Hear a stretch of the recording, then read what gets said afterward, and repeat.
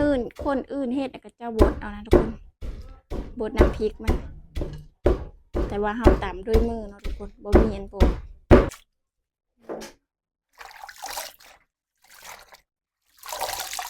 มีผักหอมนั่นนะทุกคน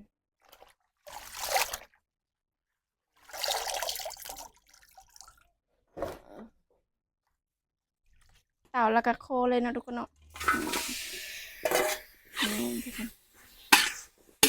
แบบนี้เลยทุกคนเดี๋ยวใส่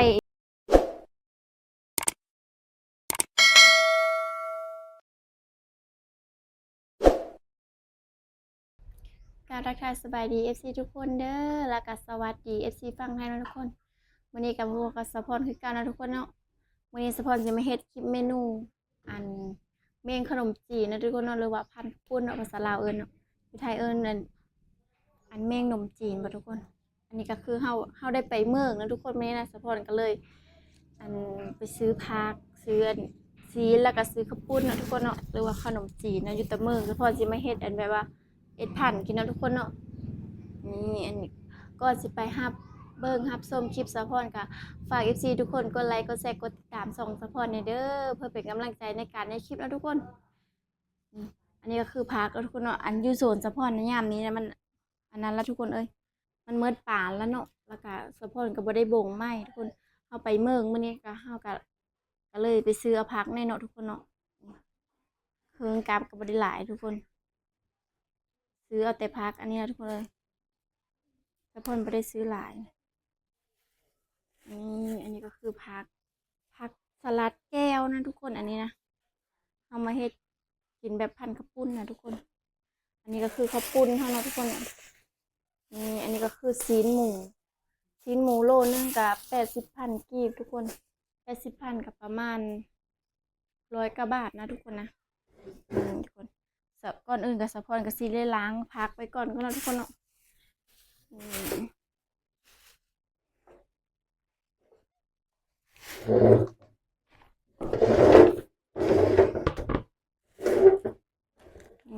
สะพอนกับซีเดสเป็นใบก็นะทุกคนนี่ทุกคนพักเขากะกรอบแบบนี้เลยนะทุกคนนี่เขาเอิ้นพักสลัดแก้วนะทุกคนบ้านคอยห้องแบบนั้นเอากับจิตใจเอาเนาะทุกคนเนาะใบบ่งามกับบ่เอานี่คือใบเนาะมันนี่ก็เอากับบ่เอานะทุกคนเอากับสีล้างผักสะพอนลืมซื้อผักอันนั้นผักเถิมทุกคนเลยอยู่หน้าก็มีอยู่แต่ว่าบ่ได้ออกไปเอาสันผักเถิมเนาะ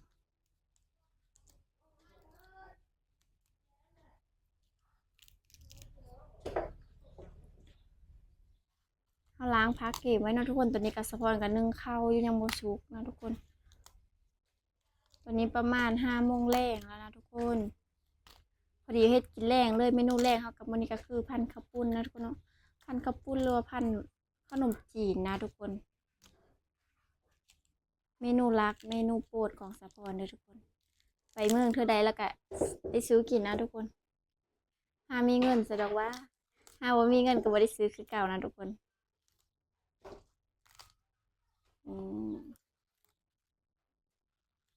กินได้ตลอดทุกคนแบบเฮา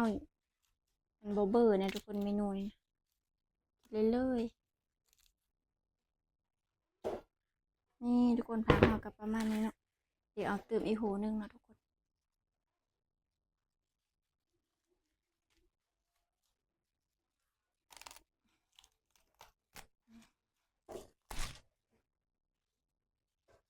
ผักกะ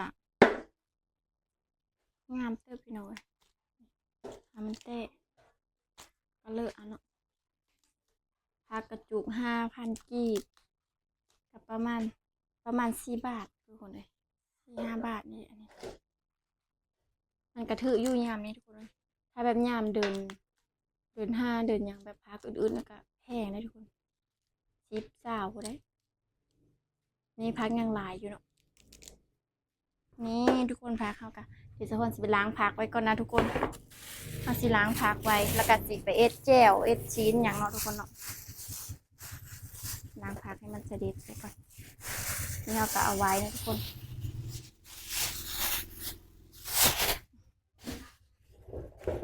ชิมให้ไก่ให้หยัง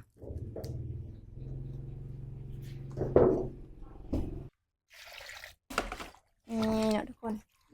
แล้วก็เอากระสิไปล้างผักไว้ล้างผักซ้อมผักไว้ก่อนเนาะทุกคนเนาะ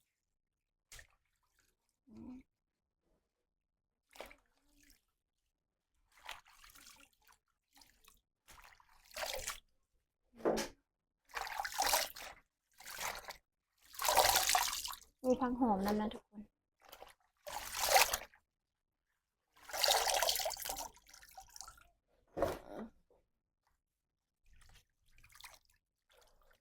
ผักก็หลายเติมทุกคนเลย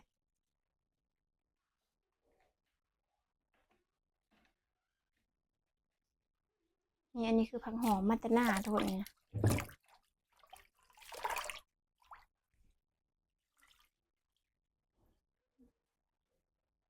แต่ว่าไม่มีเบอร์พักเนาะทุกคนเนาะเพราะว่ามันโหยแล้วมีแต่โหมันเราก็ใส่โหมันก็ได้ทุกคนนี่ทุกคนได้ประมาณนี้เนาะเดี๋ยวสะพอนสิไปเฮ็ดอันซอยซีนก็เนาะทุกคนเนาะ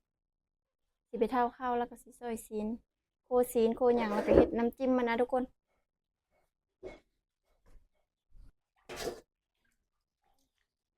นี่เนาะทุกคนนี่คือซีนหมูนะทุกคนซื้อโลนึงนะทุกคน80,000กีบ100 กว่าบาทนะทุกคนอันนี้นะถ้าเป็นเงินไทยเนาะอยู่ลาวเฮาโลละ80นะทุกคน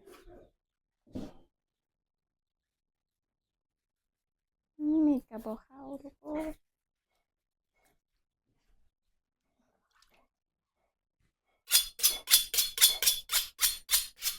เคย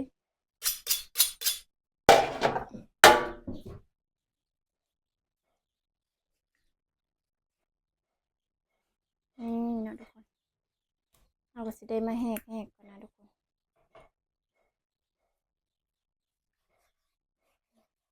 ให้เป็นต้นแล้วก็เราก็สิได้หั่นแล้วก็ซอยตอนน้อยๆทุกคนก็ไปโค่แล้วก็ไปห่อเอ็ดข้าวปุ้นแล้วก็เราก็กินแบบกินกับนะทุกคนใส่ข้าวปุ้นเนี่ยใส่ซีนแน่เนาะทุกคนเนาะมาจังแซ่บ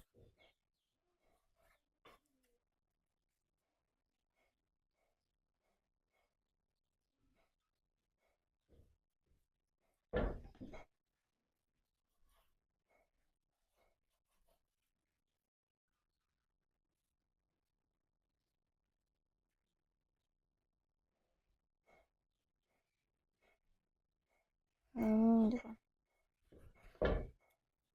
มีดคือว่าจะเข้าปะไหนวันนี้เราก็มาหั่นนี่ทุกคนหั่นแบบนี้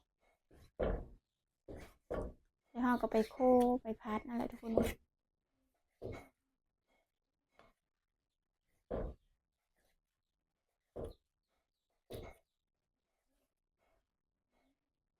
ก็ได้กินแต่โดดแล้วนะทุกคนเลยเป็นเดินนะมั้ง2-3 เดือนแล้วทุกคนเลยได้กินแต่เห็ดคลิปลงก่อนหน้านี้เนาะทุกคนเป็นเดินละวันนี้เฮาในมืออย่างไหมว่าซื้อกระปุ้นมาเฮ็ดพันในเด้ออยากกินซีมือลูซาลาสะพอนก็เลยซื้อมาเฮ็ดกินซื้ออีพอยเมกินเนาะทุกคนเนาะเพราะว่าโดนแล้วบ่ได้กิน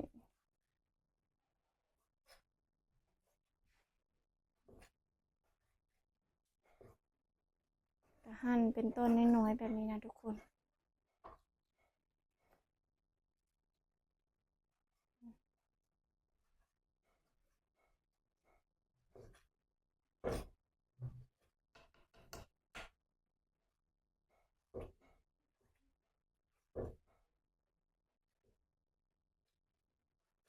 มันไปเรื่อยๆทุกคนนะ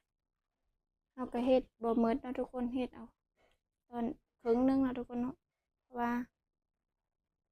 อันยังกินบ่เบิดเนาะเอาก็จะไม่กินเฮ็ดแกงเฮ็ดหยังกินมื้ออื่นเช้าอีกเนาะทุกคนอันนี้ก็เฮ็ดเฉพาะกินแรงนะทุกคน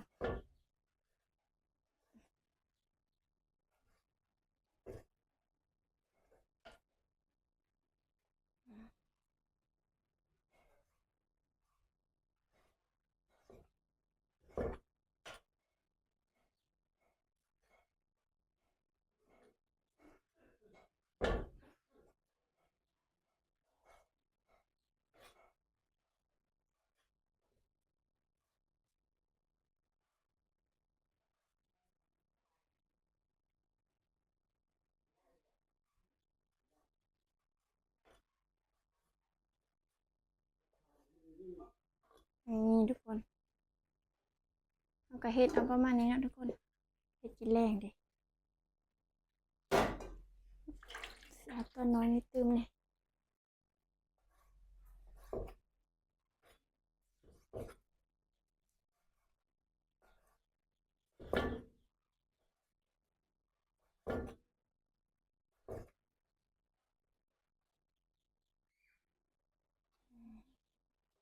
เอาสิบ่ใส่มันเนาะทุกคนนี่มันก็ไปอ้อมใส่ผักขี้เหล็กก็แซ่บนะทุกคนเอาก็สิใส่ถุงแล้วก็ใส่ตู้เย็นไว้นะทุกคน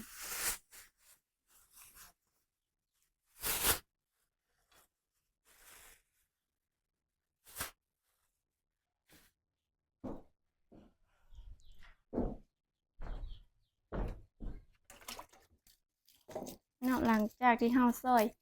สีแล้วเนาะทุกคนเนาะสะพอนก็สิมาเกมเฮาสิอันไปเอ็ดโคหมูนะทุกคนหรือว่าพัดอหย่างไรแล้วทุกคนเนาะเอาก็มาอันปอกหัวหอมก่อนนะทุกคนอันนี้คือหัวหอมนะ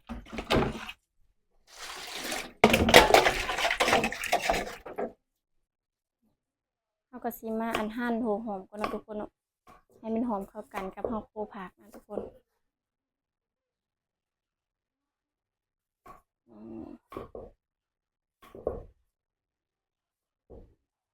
ใส่พร้อมกันเลยนะทุกคนเนาะ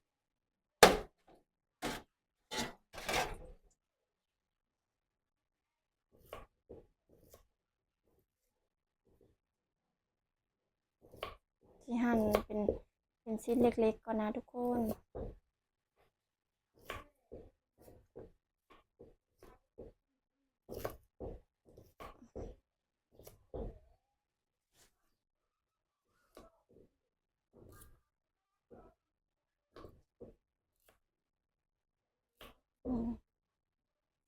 ให้มันหอมแล้วทุกคนเนาะใส่อันนี้กัน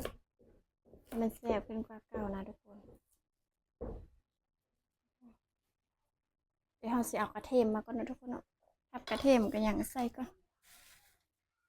แล้วก็ใส่ผักอันนี้เนาะ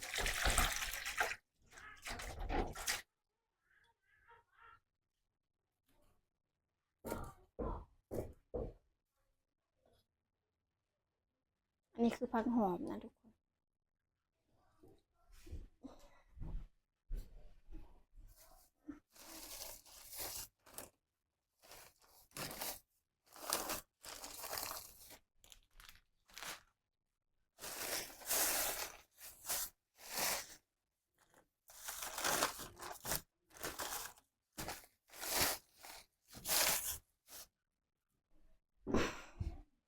นี่นะทุกคนนี่คือกระเทียมกระเทียมอันนั้นก่อน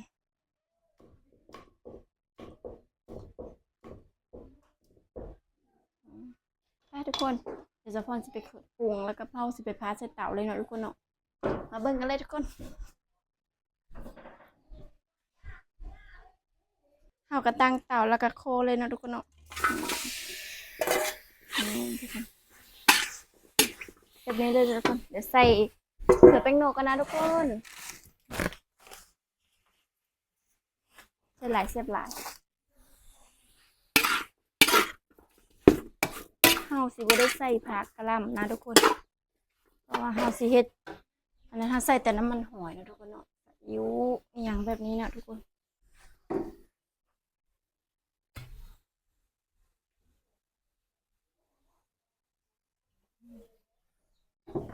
ใส่แม็กกี้ลงสักหน่อยทุกคนให้มันแซ่บๆเนาะ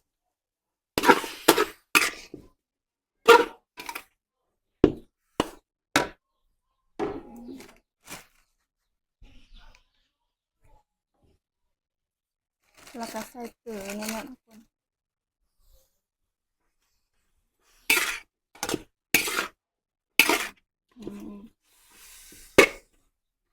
อันนี้ก็เป็นที่อันเซเทมฮอยนะทุกคนเพราะว่าเฮาสิโคกินกับอันพันข้าวปุ้นเฮาก็บ่ได้ใส่ผักเนาะทุกคนเนาะใส่แต่ซ้ำนี้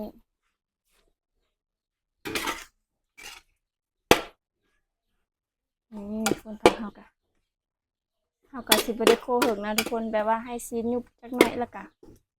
สิได้เอาคืนเพราะว่ายันมันหยาบนะทุกคนตาโคนี่เนาะทุกคนเดี๋ยวเลยประมาณ1 นาทีเนาะทุกคนเนาะ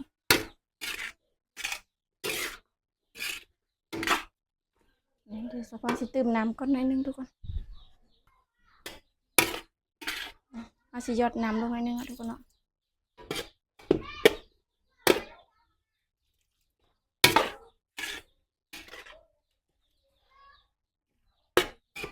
หน้าตากับประมาณนี้เด้อโคซินสะพอนนะทุกคนก็บ่ได้อีหยังมากมายเนาะใส่ซ้ำอันมี่นะทุกคนเลยเอาก็สิได้เกมโป่งนะทุกคน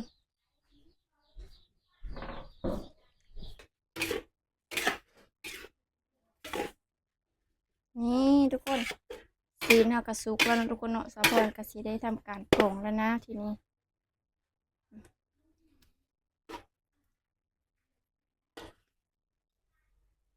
นี่ทุกคน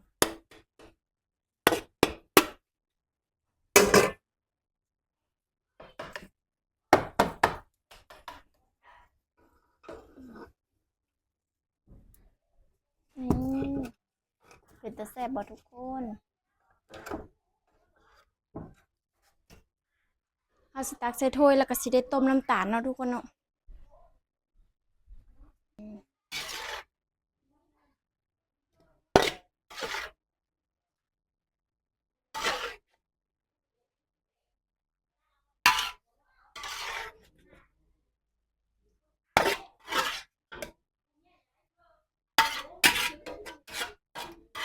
พอดีได้ถ้วยนึงนะทุกคนได้หลายเติบ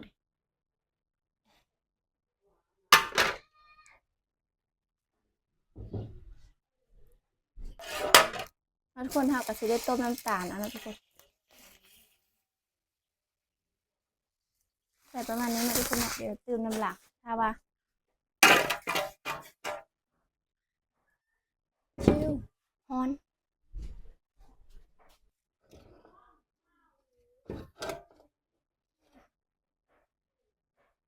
เดี๋ยวลุ้นเลยทุกคน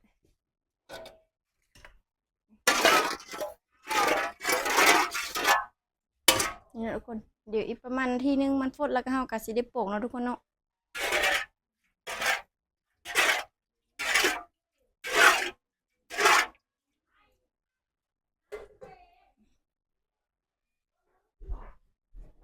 นะทุกคนเฮาก็สิได้มาตำน้ำพริกเนาะทุกคนวันนี้นะน้ำพริกหรือว่าเขาเอิ้นแจ่วหวานนะทุกคนเฮาก็สิใส่กระเทียมก่อนเนาะทุกคนเนาะ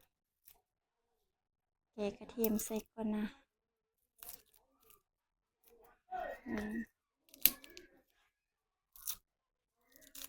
ใส่กระเทียมจัก2 โห 3 โหเนาะทุกคนแล้วก็ใส่มะพริกเอามาพริกห้าวนะทุกคนเนาะเอาบ่มีมะพริกสุกเอากระแทนได้มาพริกห้าวนะทุกคน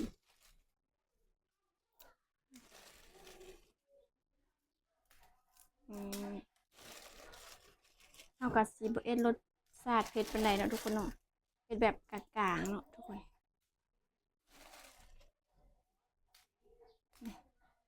มาพริกเอาก็มาใส่แป้งนูว้าวใส่แป้งนูแล้วก็ใส่ยังก็ใส่เกลือนี่เนาะทุกคนแล้วก็เอาก็มาตำนะทุกคนตำให้มันแหลกก่อนแล้วก็ยังตำกันยังตำถั่วดินใส่เลยเนาะทุกคนถั่วดินก็ซื้อมาไว้ใส่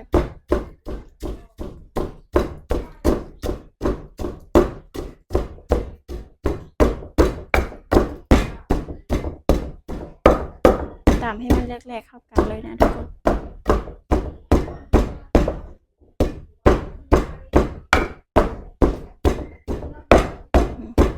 หลังจากตำมะพริกแรกแล้วก็เฮาก็สิได้ใส่ถั่วนะทุกคนไปซื้อมาแล้วนะไว้ใส่น้องมาหากันเด้อทุกคนใส่ปะไปหาแท้ฮาวาอยู่กับตาในรถ เอาซื้อมาถุง5,000กีบนะทุกคน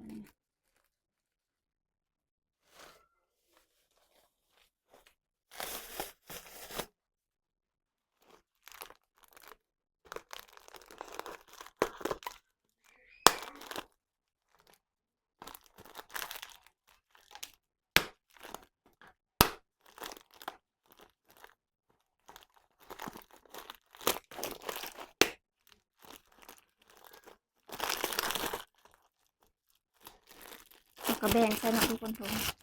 แล้วห้ามบ่ใส่หมดนะทุกคนอันนี้คือไนโตรดินนะทุกคนเราก็ซื้อตามให้มันมุนๆแรกๆก่อนนะทุกคนเนาะตามแบบนี้ไปเลยคนอื่นเฮ็ดก็จะบดเอานะทุกคนบดน้ำพริกมัน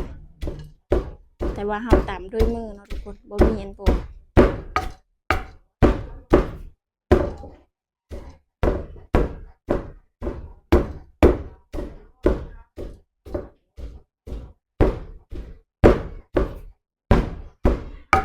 เราตามอันนี้แหละแล้วเราก็สิมากร่อยน้ำนะทุกคนกร่อยน้ำแล้วก็ใส่พวกโหหอมกันแล้วทุกคนแล้วก็กินได้นะทุกคนดูได้อีกอย่างมากมายเนาะ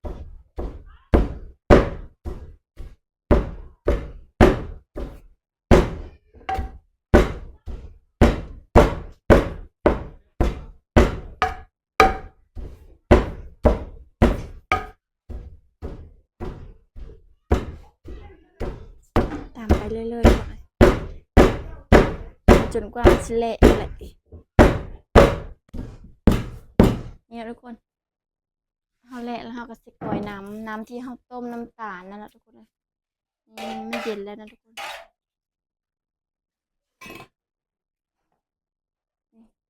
นี่คือเราต้มน้ำตาลนะทุกคนเนาะแล้วก็เทลงมาเลยนะทุกคนเป็นน้ำจิ้มมันดิถ้ามันบ่พออย่างหากระสิบตื่มนี่นะทุกคน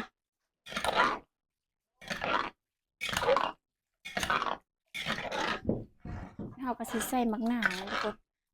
ตัดรสแบบมันเผ็ดมันอะไรอย่างนะมันก็ตัดรสส้มมันหวานนิดหน่อยนะทุกคน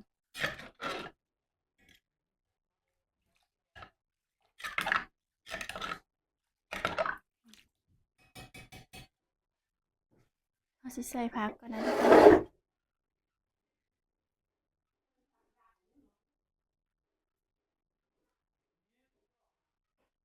ใส่ว่าเม็ดก่อนขั้นตอนสุดท้ายแล้วนะทุกคนสะพอนกับมาซอยผักหอมใส่ก่อนเนาะ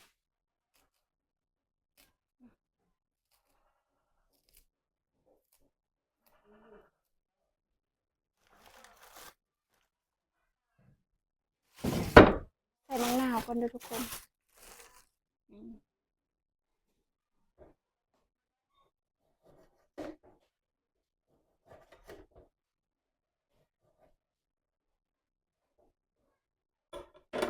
นี่อันนี้คือมะนาวผมลืมซื้อน้ำปลามาใส่น้ำปลาน่ะแซ่บนะทุกคนเนาะอันนี้เขาใส่เกลือ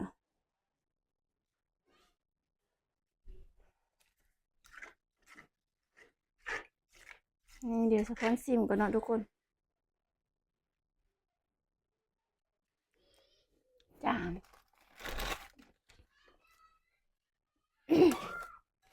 จางแล้วก็ออกนี่เนาะทุกคนแจ่วเขากันแล้วเด้อทุกคนนี่มาเป็นหลายเอาสิเทสิโทยเลยนะทุกคนแจ่วกระโทยนึงทุกคนเด้อพักเขาก็ประมาณนี้เนาะทุกคนเนาะบ่หลายเด้อเดี๋ยวเขาสิจัดผักก่อนนะทุกคนนี่คือน้ำแจ่วหน้าตาก็ประมาณนี้เนาะทุกคน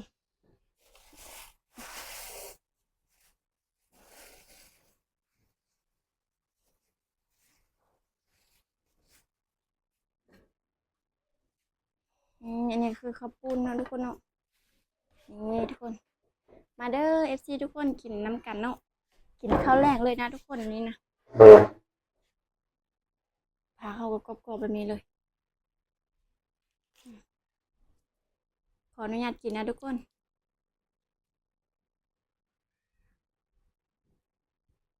นี่ก็คือผักถึกนี่ก็คือผักหอมแล้วเราก็ใส่สีน้ำทุกคนเนาะหอมแบบนี้เนาะทุกคนเฮ็ดกินเนาะทุกคนถ้าผู้เลยยังบอนเคยกินแบบนี้เนาะพันแบบนี้เขาเอิ้นว่าพันขนมจีนหรือพันกระปุ้นนะทุกคนเอากลับมาใส่แจ่วนี่สุดยอด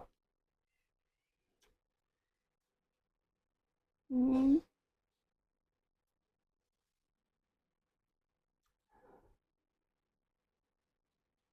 แซ่บทุกคนอืม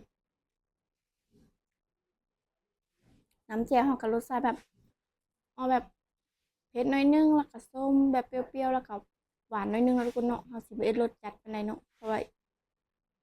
เขาอีแม่กินเผ็ดบ่ได้หลายเนาะทุกคนอืม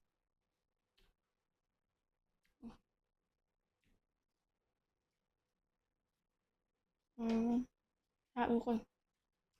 กินน้ำกันข้าวแรงทุกคนเนี่ยเนาะทุกคนกินข้าวกับหยังเนาะ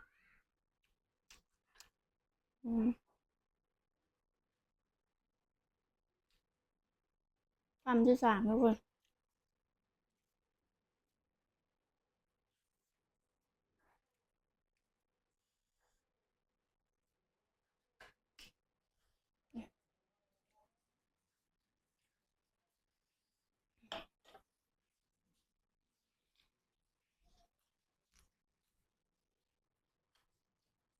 อืมแซ่บคักเลยพี่น้องเอ้ย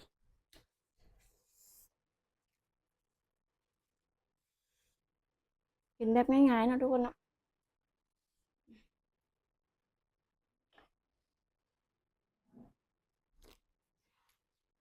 อืม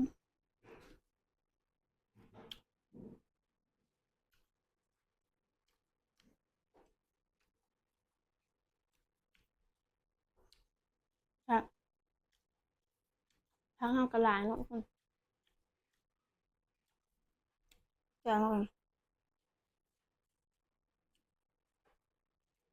แซ่บโทษทุกคนนะครับปุ้นแล้วก็ซีนเนาะเอาล่ะทุกคนคลิปนี้กับสะพอนก็สิได้จบนะทุกคนเนาะสะพอนสิขอตัวไปกินข้าวก็นะทุกคนขอบใจ FG ทุกคนเด้อที่ติดตามรับชมคลิปสะพอนแต่ต้นจนจบนะทุกคนเนาะฝากทุกคนกดไลค์กดแชร์กดติดตามช่องสะพอนในเด้อทุกคนบ๊ายบายคลิปหน้าพบกันใหม่นะทุกคน